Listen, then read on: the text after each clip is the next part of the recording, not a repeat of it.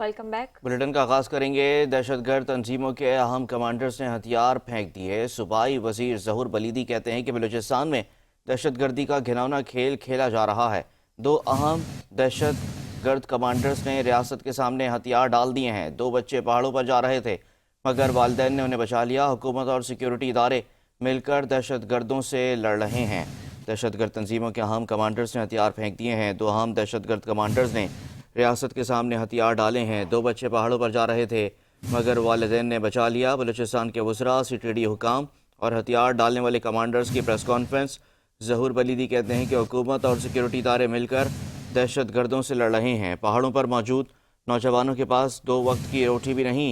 दहशतगर्द commander Ranjib Ullah कहते हैं कि दहशतगर्द तंजीमें नौजवानों को इस्तेमाल करती हैं। दहशतगर्दों के बच्चे आला तालीम हासिल कर रहे हैं। दहशतगर्दों का मकसद अमन व अमान को ख़राब करना है। हुकूमत ने हमें कौमी धारे में शामिल होने का मौका दिया। दहशतगर्द तंजीमों ने हमें गुमराह किया।